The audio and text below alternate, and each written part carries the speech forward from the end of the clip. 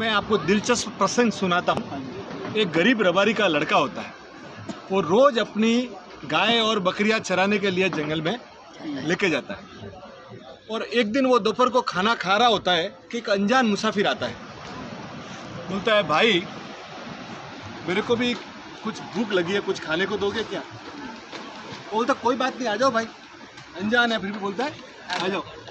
बोला मेरी माँ ने एक रोटला दिया है, आधा तुम खा लो, आधा मैं खा लेता हूँ। तो बोला ठीक है। पहले दिन की बात है। दूसरे दिन दो मुसाफिर आते हैं, दो वापिस वही बोले भाई हमको भूख लगी, हमारे पास खाने को कुछ है नहीं।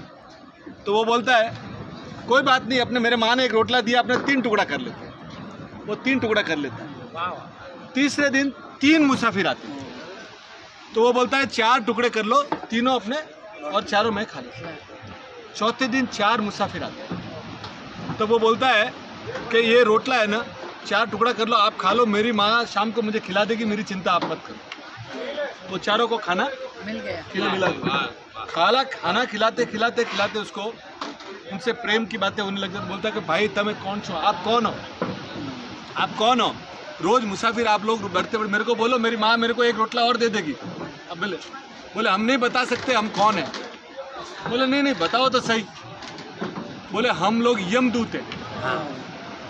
हम लोग यमदूत हैं और नीचे किसी का प्राण लेने आते हैं, और तुमको बता देंगे तो तुम हमको कल से खाना नहीं खिलाओ। बोले ऐसी कोई बात नहीं है, तुम आओ, पर तुमसे हमारी अपनी प्रेम हो गया तो मुझे मेरी मौत कब है मुझे बताओ, मेरी मौत कब है मुझे बताओ। तो वो बोलती है कि भाई हमारे किताब में लिखा हुआ हम बता नहीं सकते।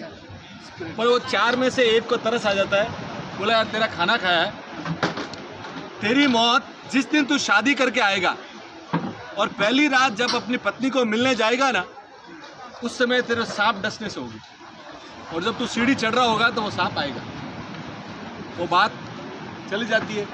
थोड़े दिन बाद उसकी शादी होती है, बारात जाती है, सुबह बारात जाके शाम को बारात घर आती है। और वो जैसे ही सीढ़ी चढ़ने जाता है ना, तो वो सर्प वहाँ पे खड़ा हो।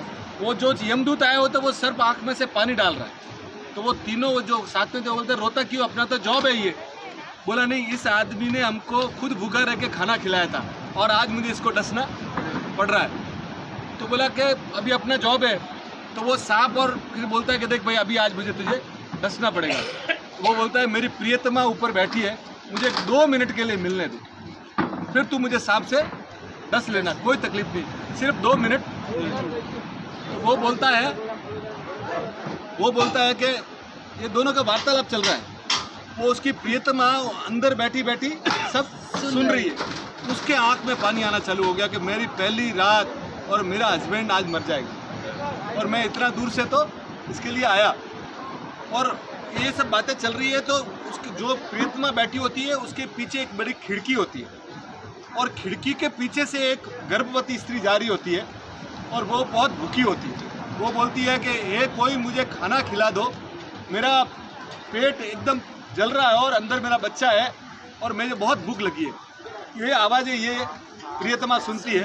तो उसके घर पे जो भाता बोलते हैं ना, खाना उसकी जो माँ ने डाल रखा था, माँ ना मिठाई वगैरह बोलती है अभी मेरा तो पति अभी चल जाएगा, मेरे कुछ काम का नहीं। वो अपनी साड़ी से उसको नीचे डाल देती, और वो जैसे स्त्री खोलती है, स्त्री खोल के वो सीधा एक मुंह में निवाला लेती है।